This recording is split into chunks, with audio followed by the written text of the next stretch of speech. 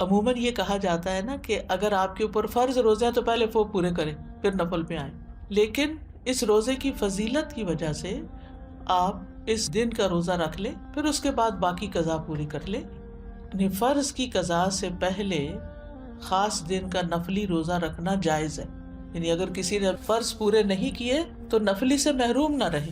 یہ روزہ اس لیے رکھنا چاہیے کہ یہ خاص دن کا روزہ ہے، جبکہ رمضان کے روزوں کی قضا کی جو مدت ہے اس میں بہت وسعت ہے، اس کی بریکٹ بڑی ہے۔ بعض علماء کے نزدیک عاشورہ کے روزے کو فرض کی نیت سے رکھا جا سکتا ہے، یعنی قضا بھی رکھی جا سکتی ہے، لیکن یہ بعض کی رائے ہے۔ وہ کہتے ہیں کہ قضا صحیح ہوگی اور ساتھ ہی 10ویں تاریخ کو روزہ رکھنے کا ثواب بھی ہو جائے گا۔ یہ شیخ ابن عثیمین کا فتویٰ ہے، ان کے خیال میں ایسا کیا جا سکتا ہے، لیکن افضل یہی ہے کہ عاشورہ کا روزہ نفل نیت سے ہی رکھا جائے، فرض کو اس میں مکس نہ کیا جائے۔